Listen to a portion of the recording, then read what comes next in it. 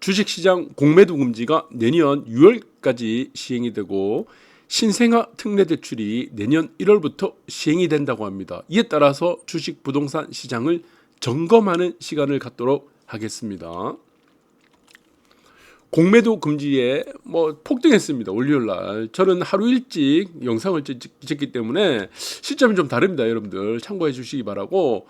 불법 공매도 100여 개가 적발되고 나서 지금 6개월 내년 6월이라고 하죠. 6월까지는 지금 공매도 금지를 한다고 합니다. 자, 이 폭등했던 이유는 여러분들이 아실 거예요. 숏 커버링입니다. 숏 커버링. 그러니까 공매도를 친 사람들이 주가를 하락을 기대를 하고 돈을 주고 매입을 하는 것이 아니고 돈을 주고 매도를 친 겁니다. 주식을 이제 급해진 겁니다. 더 이상 공매도를 못 하니까. 여기서 공매도가 대부분 보면은 2차 전지죠. 2차 전지 종목들이 대부분 과대평가가 되어 있습니다. 자, 그 상황에서 이렇게 공매도를 이제 치열하게 했던 것들이 이제 공매도를 못하게 하니까 이게 숏커버링이 나타난다. 그러니까 다시 매수를 한다는 겁니다. 돈을 더 주고. 자, 이런 상황이다 보시면 될 것 같아요. 자, 공매도에 눌렸던 종목들 날개 달았다 그러고 반등이 지속될지에는 이제 미지수라는 이런 얘기를 하는데 저도 그렇게 보고 있습니다. 사실은. 나중에 이제 시간론에 대해서 여러분들도 좀 볼 거예요. 앞으로 주식시장, 부동산 시장. 자, 그리고 사실은 이제 주식시장이란 것은 어떻다? 부동산 시장은 어떻습니까? 결국에는 가치죠, 가치에 따라갑니다. 장기적으로는 가치에 따라가요. 단기적으로는 이슈라든가 아니면 재료 이런 것들, 이벤트 이런 거에 따라가는데 결국에는 장기적으로 보면은 가치에 따라간다. 그래서 주식시장은 무엇이다? 종목은 무엇이다? 주식은 결국에는 price on ratio입니다. PER. PER을 이루는 것은 무엇입니까? EPS죠. 주당순이익. 자, 이렇게 보시면 되고 결국에는 가치를 따라간다는 겁니다. 주식은 매출과 영업이익이 늘어나면 주가가 당연히 올라가는 거고 매출과 영업이익이 성장을 하지 않는데 주가가 올라가는 것을 우리가 거품이라고 그러고 부동산 시장도 마찬가지예요. 이건 이제 주식이라고 그러고 부동산 시장의 가치는 무엇으로 잣대를 갖춥니까? 이것은 이제 가치 어떤 가치입니까? 입지죠, 입지, 로케이션. 그러니까 결국에는 부동산은 로케이션이라는 가치에 부합을 할 수밖에 없다. 장기적으로 볼 때 주식 시장은 무엇이다? price on ratio라는 가치에 부합이 될 수밖에 없다는 겁니다. 장기적으로 볼 때는. 거기에 따라서 주식이 어려운 이유가 무엇입니까? 부동산은 입지가 잘 변하지가 않아요. 주식이란 것은 이런 price on ratio가 어떻냐? 회계에 따라서 회계 연도에 따라서 변하는 겁니다. 분기에 따라서 변하고 그래서 주식이란 게 어렵다. 그리고 변수가 너무 많다는 겁니다. 그래서 저는 아시겠지만 종목을 연구하는 사람이 아닙니다. 그래서 저한테 아파트 추천해달라, 종목 추천해달라 그러면은 저는 얘기를 못해요. 그러니까 저한테 물어보시면은 제가 답변을 확실히 못합니다. 제가 연구하는 것은 무엇이냐? 시간이죠, 시간. 어떤 시간을 연구합니까? 개별 종목을 연구하는 것이 아니고, 전체적인 지수입니다, 지수. 부동산 지수, 종합 주가 지수, 인덱스죠, 인덱스. 인덱스를 보는 겁니다. 제가 왜 인덱스만 보겠습니까? 확률 때문입니다, 확률. 자, 저는 매일 주식을 투자하지 않습니다. 매일 주식을 투자하는 것이 아니고, 대세가 상승이 시작될 때 주식을 한다는 겁니다. 이게 확률이 제일 높아요. 왜? 대부분의 종목이 올라가거든요. 여러분들 주가가 폭락을 하거나 하락장에도 이렇게 폭락을 하죠. 하락장에도 주가가 올라가는 종목이 있습니다. 이거 못 잡아요. 확률이 굉장히 낮습니다. 모래사장에 다이아몬드 하나 던져놓고 그거 찾으라는 겁니다. 못 찾습니다. 다 실패합니다. 그래서 시장이 올라갈 때만 우리가 찾으면은 어떤 종목을 사도 대부분 보시면은 지금 주식이 올라가는 경우가 많습니다. 그래서 우리가 위험을 따질 때 주식에서는 체계적인 위험이 있습니다. 여러분들 아실 거예요. 체계적 위험이 있고 비체계적 위험이 있습니다. 비체계적 위험. 모임을 가면은 이런 얘기를 모르시는 분들이 있더라고요. 주식을 매매한다면서. 자, 그러면 여러분들이 이 미풍 선생 방송을 보시면서 이런 것들도 기본적으로 알고 있어야 됩니다. 그래서 사람들과 대화를 할 때 아무리 많은 돈을 갖고 있고 아무리 사람이 성공했다 해도 기본적인 어떤 지식은 좀 있어야 됩니다. 체계적 위험은 무엇이냐? 어떤 위험입니까? 이것은 이제 시장 위험이라고 합니다. 비체계적 위험은 이제 개별 종목에 대한 위험입니다. 종목. 그러니까 시장의 위험이 우리는 개별 종목에 대해서 이 기업이 주가가 매출이 올라갈지 우리가 지금 공장을 쳐다볼 수도 없잖아요. 매일 갈 수도 없고 뭐 순이익이 올라가는 건지 이렇게 뭐 이 브랜드가 잘 팔리는지 아는 건지 우리가 확인할 방법이 없다는 겁니다. 그러니까 체계적인 위험만 우리가 아닐 때만 찾으면 된다. 비체계적 위험은 사실 어떻습니까? 이거는 운빨이 좀 작용하는 거예요. 어떤 종목을 선택하냐. 근데 운빨이 안 작용하려면 어떻게 되냐? 시장이 좋을 때 하면 된다는 겁니다. 그래서 여러분들 하락장에는 주식을 하면 안 됩니다. 이게 주식을 이렇게 손대면 안 돼요. 하락장에서는. 자, 아시겠죠? 네, 이런 것도 여러분들이 참고하시고 부동산은 무엇이다? 여러분들 보시면은 요즘 메가시티 논쟁 많죠. 메가시티. 그다음 메트로시티. 이런 것도 여러분들 모임 가시면은 얘기를 하잖아요. 이러면은 메트로시티는 인구 1000만 이상이다. 메가시티는 인구 1000만 이상, 메트로시티는 인구 300만 이상이다. 이런 것들도 기본적으로 여러분들 알고 있어야 됩니다. 그래서 사람들과 이제 대화가 되는 겁니다. 그래서 체계적 위험은 시장 전체 위험이니까 주식 시장에서는 어떻다? 이 체계적 위험이 없을 때만 투자를 하는 것이 가장 좋다. 그래서 제가 시간이 연구하는 것도 마찬가지죠. 이 채바닥 올라가는 시간 여기서 한번 찍고 그 다음에 전고점 들고 올라가고 그 다음에 어디까지 떨어진다? 9월 달까지 떨어진다. 이 최고점을 찍는 날은 날짜를 다 말씀드렸죠. 1월 17일입니까? 이거 전날 3일 동안 말씀 다 드렸고요. 그 다음에 어떻다? 9월 달까지는 무조건 하락을 한다 말씀드렸고, 그래서 이런 시간들이 정해지고 그 다음에 만약에 이 시간이 다음에 올라가는 시간이 어떻게 정해집니까? 다음에 최고점은 몇 월 며칠 찍나요, 여러분들? 그럼 다음에 최고점은 이거를 돌파될 거 아니야? 전고점을. 이 전고점을 돌파되고 이것이 최고점을 찍는 시간이 언제입니까? 최고점. 그럼 여러분들이 이거 답을 해야 되겠죠. 몇 월 며칠, 몇 년도, 몇 월 며칠이라는 것을 정확하게 얘기해야 되는데 이거 제가 지금 얘기하면요. 또 욕먹습니다. 구독자층 다 떨어져 나갑니다. 사기꾼이라고. 거짓말한다고. 자, 그러니까 이거는 어떻게 정해지니까 여러분들 잘 보시기 바랍니다. 여기서 만약에 첫 저점을 찍는 게 있었죠. 9월 31일이에요. 30일인가 9월달 마지막 날. 그러면 이거를 깰 수도 있다고 그랬습니다. 깰 수도 있고 안 깰 수도 있다고 했죠. 예, 이게 안 깨거나 이 시간보다 길어집니다. 이 시간보다 길어져요. 자, 이 상승하는 기간이 만약에 그러면 이게 만약에 이거 보시면은 만약 깼다고 한다면은 또 어떻습니까? 이게 날짜 여기서부터 날짜가 계산되는 겁니다. 깨지 않다고 하면 여기서부터 시간이 계산되는 거예요. 시간이. 자, 이 시간은 무엇으로 정할까? 대등 수치로 정하는 거죠. 대등 수치는 모든 것이 대등하다는 겁니다. 자, 여러분들 쉽게 생각할 수 있어요. 여러분들. 네. 그래서 모든 떨어지는 거는 어떻습니까? 중력의 영향을 받죠. 중력. 모든 것은 다 중력입니다. 거꾸로 뒤집은 거예요. 다 거꾸로 뒤집으면 다 똑같습니다. 중력에 의해서. 그러나 우리가 이제 비행기를 타고 갑니다. 이렇게 비행기를 타고 가는데 마하 1로 가요. 마하 1. 1이라는 속도로 갑니다. 만약에 예를 들면 그러면은 엄청 소리 시끄럽죠. 근데 중력에 의해서 떨어지는 마하 1은 어떻습니까? 소리가 없습니다. 소리가 안 납니다. 중력으로 움직이는 것은 절대 소리가 안 난다. 중력으로 움직이지 않고 어떤 추진력에 의해서 움직인 것은 소리가 시끄러운데 모든 것은 어떻습니까? 중력이 다 작용한다는 거다. 그렇게 보시고 깊이 있는 얘기는 제가 안 하겠습니다. 시간이 없어서. 그래서 자, 이런 것도 여러분들 보시면은 자, 이런 것들을 시간을 계산하는 것도 여러분들 이제 공부를 하시기 바랍니다. 그러면 쉬워요. 왜 쉽습니까? 그러면은 내가 투자를 해야 될 시간을 알 수 있죠. 예, 이거는 투자를 해야 되고 이쪽은 어떻습니까? 투자를 안 하는 시간이죠. 그럼 나는 손해가 없다는 겁니다. 나중에 여러분들이 기회가 옵니다. 정말 사야 될 기회가 와. 그때 돈이 없습니다. 다 물려있기 때문에. 그래서 저는 예전에 보시면은 일종 투자 상담사라고 있어요. 투자 상담사라고 있습니다. 그 다음에 2종 투자 상담이라고 있어요. 투자 상담사, 뭐 펀드 상담사 이런 거 말고. 그 다음에 보시면은 펀드 매니저를 할 수 있는 거는 증권 분석사라고 있습니다. 예, 증권 분석사라고 있는데 이거는 저는요 2000년 되기 전에 다 땄습니다. 제가 이 세 개의 자격증을 제가 국내에서 최연소로 아마 땄을 거예요. 2달 정도 공부를 하고 투자 상담사, 그 다음에 2종 투자 상담사는 뭐 선물 투자 상담사입니다. 지금도 있는지 모르겠어요. 제가 관심이 없어서 그런데, 그 다음에 증권 분석사는 가장 어렵습니다. 이거를 아마 제가 대한민국에서는 아마 최연소를 딴 걸로 알고 있는데 저보다 나이가 어린 사람이 아마 없을 겁니다.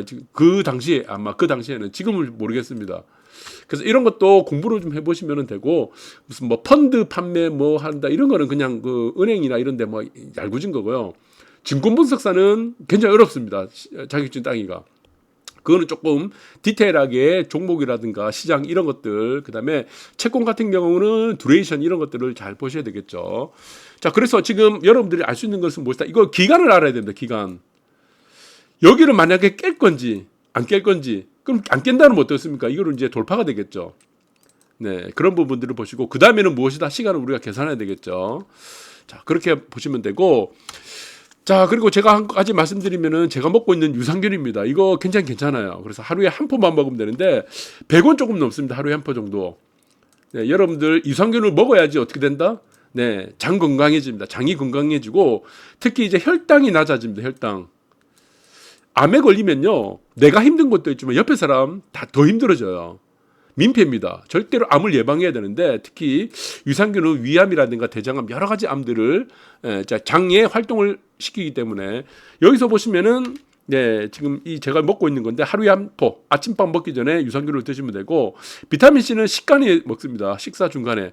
그래서 서울 약사신협이라고 있죠. 여기 보시면은 그래서 이거는 이제 서울의 강남에 있는 여성분들 네, 지금 성공한 사람들이 이거 많이 드십니다. 저도 이거 먹고요. 저는 강남에서 뭐 성공한 사람이 아닌데 전에 뭐 화장품 광고도 했을 거예요. 그때 오이 더퍼스트도 마찬가지입니다. 지난 시간에 강남의 청담동 며느리, 예, 강남 여성분들 제일 지금 많이 쓰는 화장품이죠. 그래서 여러분들 그런 것도 피부 관리도 좀 하시고 그리고 유산균으로 하루에 한 포만 먹어도 장 건강이 좋아집니다.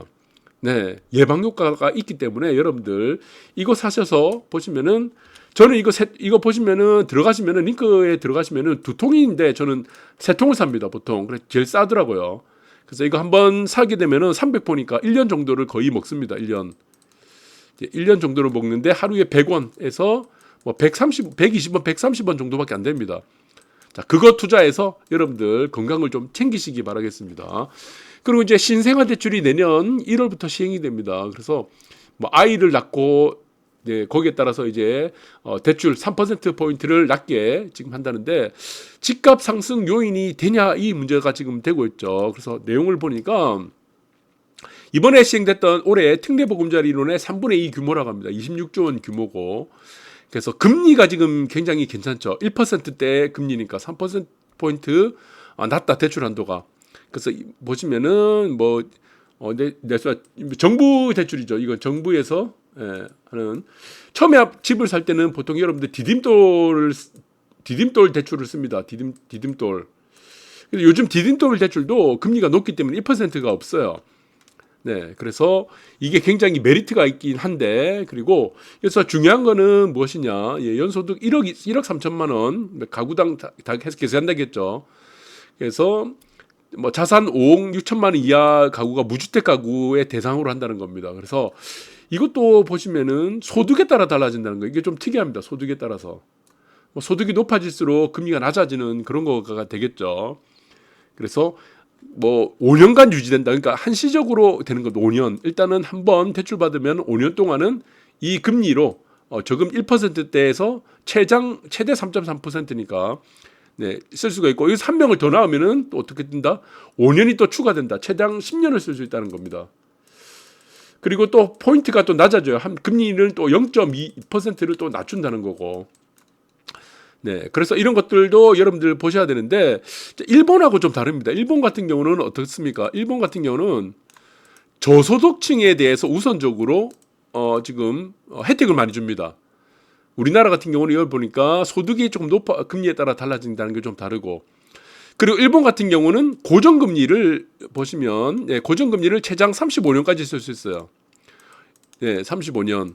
좀 다르죠. 우리나라는 5년 또 갱신하려면은 또 5년 갱신하려면 아이를 한 명 더 낳아야 되고. 그래서 이거는 좀 임시 방편적인 특례 대출이 아닌가 싶습니다. 정말 이게 출산을 위한 뭐 그런 대책이라 대출이라 그러면은 장기적으로 가야 되는데 그러면은 정부에 또 부담이 있겠죠. 정부 지출에 대한 부담이 아마 있을 거라고 생각됩니다. 그래서 사실 저출산 문제를 해결하는 방법은 이 대출이 아니에요. 사실은 뭐 지금 지원대 대상 해가지고 네 뭐 받아 이거 아니죠. 대출로 지금 무슨 애를 낳고 하는 거는 사실 한시적입니다. 이거는 정말 저출산 문제 해결하려면요 여성 징병제 가면 끝납니다. 이거. 이런 쉬운 방법 있잖아요. 돈 안 들이고. 그럼 여성을 만 30세까지 애 안 낳으면 어떻게 됩니까? 꼭 군대를 편입을 시키지 않더라도 군대를 가지 않더라도 대체복무 이런 게 있습니다. 대체복무. 이런 거를 하면 되잖아요. 이런 거를 해도 되잖아. 뭐가 어렵습니까? 아주 간단한 문제인데 돈도 안 들이고 꼭 이렇게 지금 정부 지출을 이렇게 막 써가면서 26조 원이나 써가면서 한다는 게 조금 의아합니다. 그래서 또 하나의 문제는, 또 하나의 중요한 거는, 자, 특례 신생아 특례 대출도 있지만 특례 신생아 특례 적금도 있습니다. 그러니까 대출은 1%예요. 적금은 10%입니다. 그러니까 아이 2명을 낳으면 10년간 이거 쓸 수 있어요. 10년간. 여기서 우리가 뭐가 발생합니까? 대출은 1%고 적금이 10%예요. 그러면 여기서 무엇이 나타난다? 예대 마진이 등장하는 겁니다. 예대 마진. 꿀 빠는 겁니다. 꿀 빠는 거. 그러니까 아이 2명 낳는다고 하면은 대출 1% 쓰고 적금은 어떻대요? 어차피 대출 1%대 대출 같은 경우는 거의 뭐 이자가 거의 없다고, 낮으니까, 굉장히 낮으니까. 그러면 그 남는 돈을 어떻게 돼? 예, 적금을 활용하는 겁니다. 그럼 예대 마진이 당연히 생기는 거죠. 예대 마진. 은행이 이런 식으로 돈 버는 겁니다. 그래서 이거는 메리트가 굉장히 좋아요. 이제 아이를 낳으신 분들은 이 대출하고 적금을 같이 이용을 하는 게 좋습니다. 같이. 네, 상쇄를 시키는 거죠. 리스크를 전부 다 상쇄시키고 오히려 돈을 버는 이 수단이 되고, 또 하나 지금 이제 임신을 먼저 하는 방법입니다. 지금 문제가 되는 건 임신을 먼저 하는 거죠. 혼인신고를 미루는 거죠. 네, 그래서 사실혼을 먼저 하고 임신을 먼저 한다. 그래서 요즘은 사실은 결혼하기 전에 임신을 먼저 합니다. 네, 또 동거도 좀 하고 이러다 보니까, 그러면 이 사람들이 굉장히 유리하다는 겁니다. 이 사람들은. 그러면 이거는 어떻게 다주택으로 갈 수 있다는 겁니다. 2주택. 예. 한 명만 무주택인 상태에서 한 명은 집이 있고, 그 다음에 임신을 하고 나서, 그 다음에 어떻습니까? 출산하고 나서 그 다음에 혼인신고 해버리면 끝나죠. 다주택으로 갈 수 있는 발판을 마련해준다. 지금 공급에 대한 문제, 공급 부족에 대한 문제가 굉장히 심각합니다. 그래서 이것도 지금 아이를 이용해서 지금 투기를 하는 어떤 이런 좀 시장을 조성한다. 뭐 시장 조성이란 부분은 아니지만 주식시장에 유동성 공급하는 시장 조성은 아닌데, 이렇게 시장을 좀 왜곡되게 조성하는 것도 저는 좋지 않다고 봅니다. 지금 아이를 이용해서 투기를 한다. 차라리 그냥요, 뭐 제가 말씀드렸던 가장 돈을 안 들이고 좋은 방법은 여성을 대체 복무를 해서, 아니면은 군복무를 시키는 방법이 제일 좋다, 이렇게 보시면 되고, 그래서 지금 논쟁이 되는 것이 바로 저출산을 극복할 수 있는 진짜 대책이냐? 저는 아니라고 봅니다. 아니죠. 진짜 특례 대출로 통해서 저출산을 해결하려면요, 30년에서 일본처럼 35년 고정금리 가야 됩니다. 무엇으로? 1%대 금리로. 이렇게 되면은 전부 다 이 대출 다 쓸 거예요. 그러면 재정 지출 때문에 지금 재정이 악화될 가능성이 있겠죠. 그래서 차라리 저금리 기조를 일본처럼 유지하는 게 좋고, 일본이 저출산 대책이 우리나라와 뭐가 다릅니까? 여러분들 뭐 뉴스 기사를 통해서 아니면은 많이 보셨을 거예요. 장기적 정책으로 세제 혜택을 준다는 겁니다. 그러니까 아이를 낳은 사람과 아이를 낳지 않은 사람에 대해서 세제 혜택을 확실히 준다는 겁니다. 그리고 또 하나 양육수당을 확실하게 준다는 거죠. 아이를 낳은 세대들에 대해서. 그래서 일본은 지금 1.8명까지 갑니다. 우리나라는 이번에 0.7명이 깨져서 0.6명까지 가죠. 그럼 일본과의 지금 출산율이 3배 정도 차이가 납니다. 그 다음에 특이한 것은 육아휴직이 굉장히 잘 돼 있습니다. 이게 시스템이 굉장히 잘 돼 있고, 여성의 사회 진출이라든가 여성의 직업 활동이 굉장히 보장이 잘 돼 있어요. 일본이. 그러니까 아이를 많이 낳고 또 양육수당도 받고 맞벌이도 할 수 있고, 그리고 어린이집이 확대가 굉장히 잘 돼, 시스템이 굉장히 잘 돼 있습니다. 어린이집 이 시스템이. 그러니까 어린이집에 맡겨두고 나중에 퇴근하고 부모 아빠 엄마가 퇴근해서 아이를 돌보고, 그래서 남편도 같이 육아 활동을 하고, 그다음에 특이한 것은 우리나라와 다른 게 아까 특례 대출 보셨듯이 소득이 낮을수록 출산 혜택을 준다는 겁니다. 출산 혜택을 더 준다는 거예요. 우리나라하고 정반대로 하고 있습니다. 그래서 우리나라하고 다른 거는 뭐냐? 우리나라는 단기적인 정책으로 하고 세제 혜택 정책을 안 쓰고 있고, 그것도 짧은 기간, 그리고 양육수당을 제대로 안 주죠. 육아휴직도 제대로 안 돼 있고, 기업들뿐만 아니고, 그다음에 우리나라는 소득이 높을수록 출산 혜택이 되지만, 어느 정도 보시면 일본은 소득이 낮을수록 저소득층에 대해서 출산 혜택을 많이 주고, 그리고 어린이집 시스템이 굉장히 잘 돼 있다, 이렇게 보시면 될 것 같아요. 그래서 자, 일본에 보시면은 이제 신혼부부 대출 됐을 때 집을 살 때는 어떻다? 이게 변동입니다. 위에 써 있죠, 변동금리. 이것이 이제 변동금리가 되고, 밑에 보시면은 0.95%는 고정금리입니다. 고정금리는 한 25%에서 15% 정도로 쓰고, 변동금리를 대부분 많이 선호합니다. 이게 워낙 싸기 때문에. 그러니까 75에서 한 85%는 변동금리 있습니다. 변동금리를 하더라도 뭐 어차피 제로금리니까. 그래서 이자가 거의 없다는 겁니다. 그래서 특이한 것은 어떻다? 일본은 보시면은 정부 기관에서 돈을 빌릴 때, 예, 지금 신혼부부 나와서 지금 설명하고 있습니다. 왼쪽에 여성분이 일본인이고 한국인이에요. 한국인이고 이쪽은 일본인인데, 그거는 이제 정부에서 대출 받을 때 10배로 빌릴 수 있다는 겁니다. 10배로. 그래서 일반 금융권에서 8배 정도인데, 그리고 또 하나가 무엇이냐? 지금 보시면은 LTV를, 네, 대출 한도를 100% 전액 다 준다는 겁니다.